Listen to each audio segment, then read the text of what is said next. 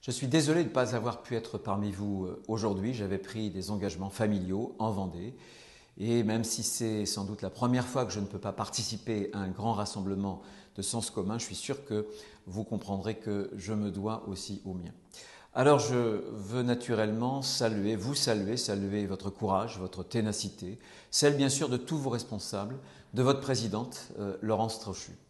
Laurence m'a demandé d'évoquer la question qui est pour moi capitale, la question de la liberté, et ce n'est pas évident en quelques minutes. Mais je voudrais simplement vous dire une chose. Vous qui, au sein de la droite, êtes en quelque sorte les garants des valeurs qui sont les nôtres, vous devez porter cette belle idée de la liberté qui, comme le dit si bien Pierre Manant, constitue la base continue de la pensée occidentale depuis près de 3 siècles, mais qui pourtant en France reste encore une liberté malheureuse. Malheureuse d'avoir été caricaturée par la gauche évidemment, mais aussi abandonnée par la droite. Et encore aujourd'hui, sur les questions de travail, de fiscalité, certains des nôtres peinent à se libérer de l'économiquement correct qu'a installé pendant des décennies la gauche. L'actualité le montre, nous devons apporter des réponses crédibles au déclassement économique et pour moi ces réponses passent par la liberté. Malheureuse aussi, la liberté d'être défiguré.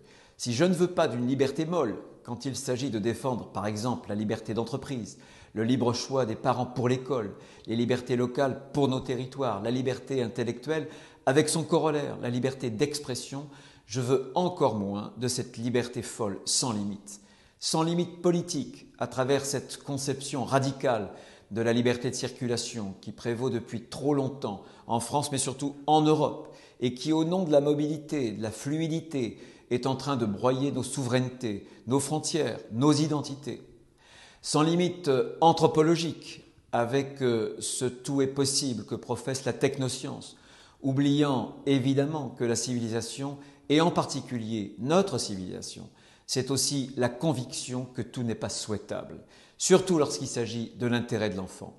Et sur la PMA pour toutes, la PMA sans père, la droite doit être en première ligne pour faire entendre la voix de l'enfant.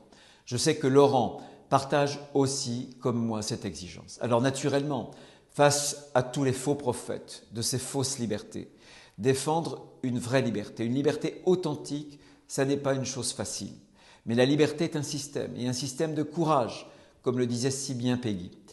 Et cette droite courageuse que vous incarnez, que vous appelez, doit mener ce combat pour la liberté, qui est au fond le grand combat de l'homme, parce que la liberté, c'est ce qui, en définitive, est notre plus belle part d'humanité, celle qui nous permet de créer, d'entreprendre du neuf, mais dans un monde qui est beaucoup plus vieux que nous, comme disait Arendt.